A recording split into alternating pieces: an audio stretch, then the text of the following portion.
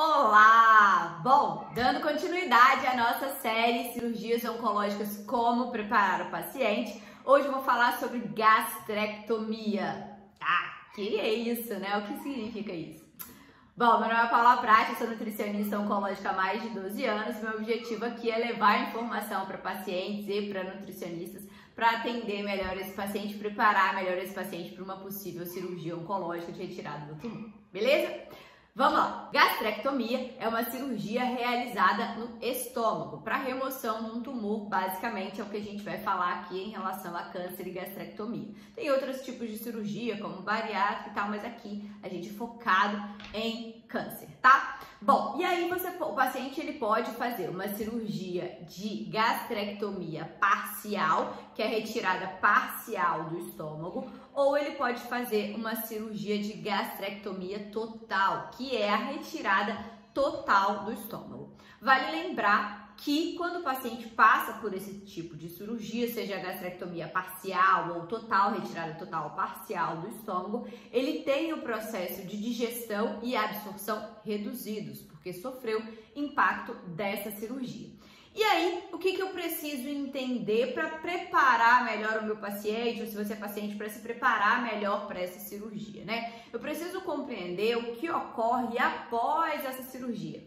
É meio que pensar de trás para frente, para eu entender o que vai ocorrer lá na frente, para eu preparar esse paciente para ele aguentar essas possíveis consequências que vão vir lá na frente, para eu fazer um preparo melhor dessa dieta, para encarar os efeitos colaterais após essa cirurgia. Então vamos entender quais são as consequências de uma cirurgia como essa, né? Quais são os efeitos colaterais, o que o paciente vai sofrer, pode sofrer depois dessa cirurgia. Primeira coisa, ele vai ter perda de peso, sim. Então o paciente ele pode perder mais até de 10%, até mais do seu peso corporal, peso que ele entrou para a cirurgia. Ele vai ter um pouco de saciedade precoce, lembra? O estômago é uma bolsinha, ela vai ser reduzida, então ele vai comer um pouquinho, já vai se sentir satisfeito. É como se tivesse feito uma bariátrica, mais ou menos, tá? Ele vai ter uma queda da imunidade, lembrando que todo o processo cirúrgico leva à queda da imunidade. Ele pode ter um trânsito intestinal um pouco mais acelerado, uma frequência evacuatória um pouco mais alta. Ele pode ter uma êxtase gástrica. O que é isso? É quando a comida fica meio parada ali no estômago, não digere direito, não desce para o intestino e tal. Então, isso é uma situação que pode ocorrer depois da cirurgia também. Ele pode ter a má absorção, a má digestão, principalmente de gorduras e da vitamina B12. Agora aqui falando para Nutri, lembra, quando a gente vai fazer uma cirurgia no estômago, pode ficar lesionada a liberação de fator intrínseco. Então, fator intrínseco é um negocinho que faz com que a gente absorva melhor uma vitamina muito importante, que é a vitamina B12, que está presente principalmente nas fontes proteicas de origem animal. Então, carne, ovos, peixe, frango, ali que está a vitamina B12. Então, se eu tiro o estômago, eu posso ter uma queda dessa produção de fator intrínseco, então logo o paciente pode vir a ter uma deficiência de B12, tá? Bom, e uma outra questão é infecção na ferida cirúrgica ali, principalmente se o paciente entrar por uma cirurgia com uma desnutrição muito acentuada, né, uma perda de peso muito, né, um peso muito baixo. Bom, então sabendo o que pode ocorrer após essa cirurgia, o meu foco vai ser em preparar esse paciente para esse processo, né? Qual o tipo de dieta que eu tenho que prescrever para esse paciente para minimizar esses efeitos colaterais, diminuir esses riscos que ele vai ter na pós-cirurgia. Bom, a gente precisa focar em duas coisas muito importantes nesse pré-operatório do paciente. O primeiro é fazer uma dieta de ganho de peso para o paciente, que provavelmente até o momento do diagnóstico ele já perdeu um pouco de peso ali. E o segundo é focar na imunidade desse paciente, certo? Porque, como eu disse, após a cirurgia vai ter uma queda da imunidade. Então, o que eu preciso fazer? Quais são os alimentos que eu preciso incluir para fazer com que esse paciente tenha uma dieta de engorda, né? Tenha um ganho de peso? Primeiramente, não é ficar comendo porcaria, pães, bolo, biscoito, sorvete, chocolate. Não é desse jeito que a gente vai ganhar peso. A gente precisa ganhar peso de maneira saudável, né? Para que isso também não comprometa a sua imunidade. Então, incluir alimentos mais calóricos nessa dieta, como raízes, batata, aipim, inhame, batata doce, frutas, castanhas, ovos, queijo, leite, iogurte, tudo isso é muito bem-vindo. Então, incluir geleia nessas vitaminas, utilizar óleo de coco no preparo das vitaminas. Então, pães, massas, de preferência integral, porque é mais nutricionalmente completo, tem mais vitaminas do complexo B e minerais importantes. Lembra do zinco e do selênio? Então, tem mais nos alimentos integrais, tá? Outra coisa é aumentar o fracionamento. Quando a gente fala ainda em ganho, dieta para o ganho de peso, eu preciso aumentar o fracionamento dessas refeições. O paciente muitas vezes não vai conseguir comer o volume que comeria antes, ele vai estar comendo uma quantidade menor. Então, para isso, eu preciso fracionar mais essa dieta. Eu preciso orientar para que esse paciente coma de 2 em 2 horas. Pode ser porções pequenininhas assim, meia banana, meia maçã, mas é importante ser de 2 em 2 horas. Bom, incluir bebidas proteicas também é uma ótima estratégia. Sabe aquele iogurte que é acrescido de proteínas ou aquela bebidinha, né, que tem um pouco mais de proteínas? O Iopró da vida, o Iorgos, são bebidas interessantes para aumentar o aporte proteico, porque a gente vai utilizar bastante proteína após a cirurgia. E o outro ponto que eu falei importante para focar é na imunidade, na melhora da imunidade desse paciente. Então, o que eu preciso fazer? Preciso me alimentar bem, fazer uma dieta de ganho de peso, eu preciso cuidar do meu sono, então eu preciso ter um sono reparador para que ajude nesse ganho de peso e eu preciso ter um pensamento positivo, né? Então vai dar certo, a cirurgia vai ser um sucesso, vou ficar ótimo depois dela, vou conseguir me recuperar bem. Então isso tudo ajuda na imunidade, é ter uma imunidade boa para entrar para uma cirurgia em um bom estado nutricional, beleza? Bom, e aí depois, então, passou pela cirurgia, a cirurgia foi um sucesso, novamente, deu tudo certo, saiu da cirurgia.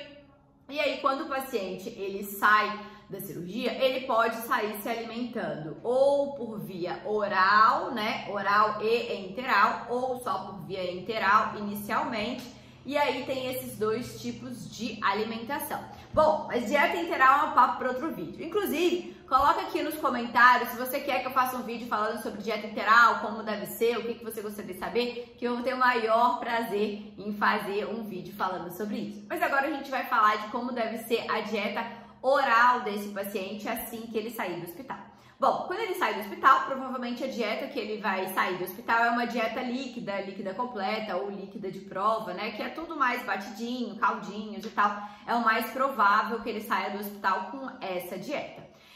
E aí, o que eu, quanto nutricionista ou paciente, preciso fazer? Eu preciso ir evoluindo essa dieta conforme o passar do tempo, porque se eu deixo esse paciente por muito tempo numa dieta líquida, ele vai cada vez mais continuar na perda de peso, e o objetivo é frear essa perda de peso.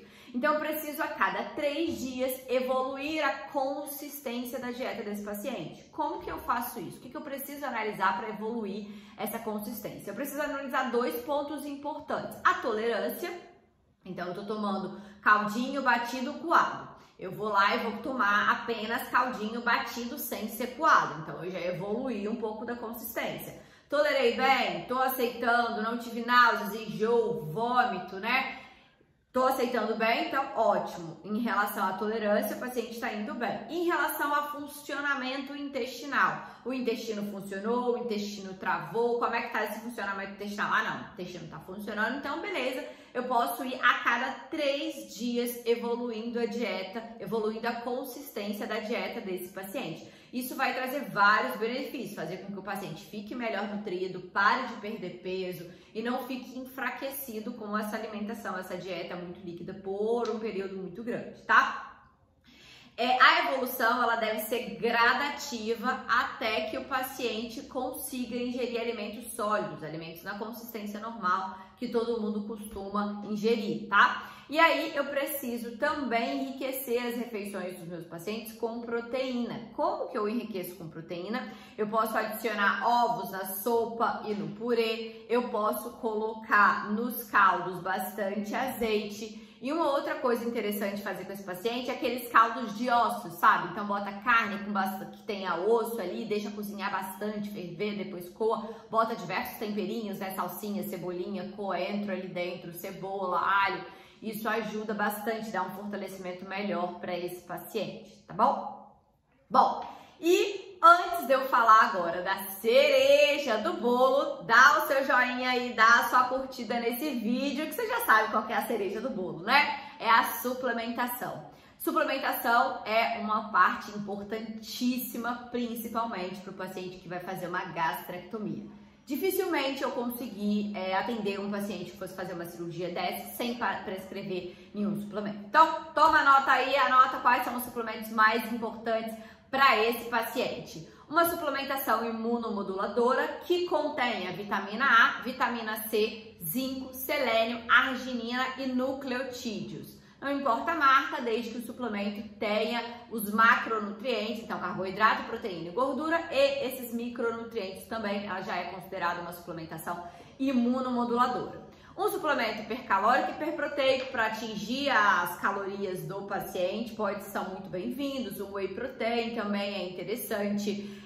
Probióticos, né? Principalmente no pós-operatório para ajudar o funcionamento desse intestino começar.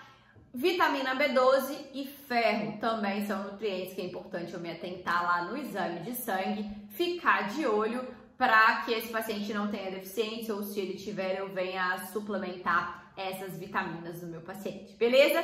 Bom, espero que o seu paciente tenha uma ótima cirurgia, se você for paciente que você tenha uma ótima cirurgia, que seja um sucesso e te espero no próximo vídeo onde a gente vai falar sobre esofagectomia, que é a cirurgia de esôfago. Tá? Deixe seus comentários aqui, deixe suas dúvidas, que será o maior prazer em te responder. Beijo, tchau, tchau, até o próximo vídeo.